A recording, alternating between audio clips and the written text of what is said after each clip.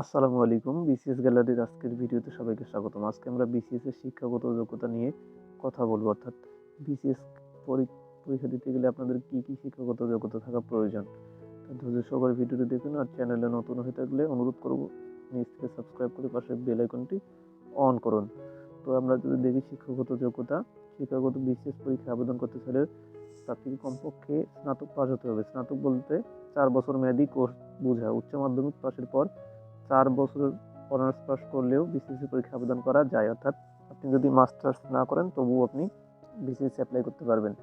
HSC থেকে স্নাতক পর্যন্ত সবগুলো পরীক্ষা যে কোনো দুটিতে বা দ্বিতীয় শ্রেণী বা সমমান, দ্বিতীয় শ্রেণী বা সেকেন্ড ক্লাস বা সমমান এবং একটিতে তৃতীয় শ্রেণী বা সমমানের নিচে পেলে সেই প্রার্থী বিসিএস এর পরীক্ষা দিতে পারবে না।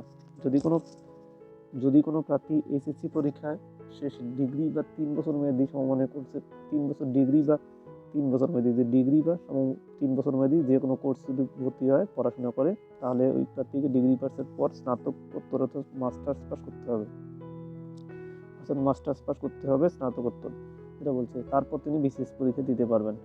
অর্থাৎ তাকে মাস্টার্স পাস করে তারপরে হচ্ছে যে উনি বিসিএস পরীক্ষা দিতে পারে। বর্তমানে জিপিএ সিস্টেম থাকা প্রথম শ্রেণী, দ্বিতীয় শ্রেণী এবং তৃতীয় শ্রেণী নির্ণয় করতে সমস্যা হবে। অর্থাৎ বর্তমানে যেহেতু আমাদের একাডেমিক রেজাল্টগুলো পয়েন্ট আকারে দেওয়া হয়, অর্থাৎ এ প্লাস এই আকারে ক্যাটাগরি দেওয়া থাকে, এ প্লাস 4 পয়েন্ট এরকম করে মেট্রিক এবং এসএসসি রেজাল্টগুলো দেওয়া থাকে। একই সাথে হচ্ছে অনার্সেরগুলো সিজিপিএ আকারে দেওয়া থাকে। তাই হচ্ছে যে সমস্যায় ভুগে প্রথম শ্রেণী এবং দ্বিতীয় শ্রেণী এগুলো বুঝতে সমস্যা হয়। তো এই জন্য আমরা জিপিএস সিস্টেমটা দেখি যে জিপিএ থেকে শ্রেণী কীভাবে বের করবেন। অর্থাৎ কীভাবে আপনারা জিপিএ থেকে শ্রেণী বের করবেন। 1 নম্বর হচ্ছে মাধ্যমিক এবং উচ্চ মাধ্যমিকের ক্ষেত্রে, যেটা হচ্ছে যে 3 বা ততোর্ধ্ব। আপনার রেজাল্ট যদি 3 পয়েন্টের উপরে হয় তাহলে প্রথম শ্রেণী, 2 পয়েন্ট থেকে 3 পয়েন্টের মধ্যে হলে আপনার দ্বিতীয় শ্রেণী এবং 1 থেকে 2 এর কম অর্থাৎ 1 পয়েন্ট থেকে 2 পয়েন্টের মধ্যে হলে তৃতীয় শ্রেণী। এরপরে আমরা এটা হচ্ছে যে এই মেট্রিক এবং ইন্টারের ক্ষেত্রে, মাধ্যমিক এবং উচ্চ মাধ্যমিকের ক্ষেত্রে যেটা। এখন আমরা দেখি অনার্সের ক্ষেত্রে।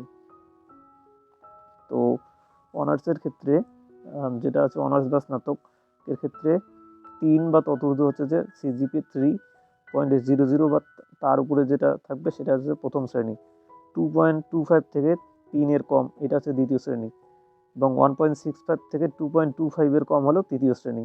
তো আজকে যেহেতু আমরা শিক্ষাগত যোগ্যতা নিয়ে আলোচনা করছি, তাই আজকের ভিডিওটা এই পর্যন্তই। আমরা পরবর্তীতে বিসিএস এর বয়স, এরপর আছে শারীরিক যোগ্যতা, এই বিষয়গুলো নিয়ে ভিডিও করব।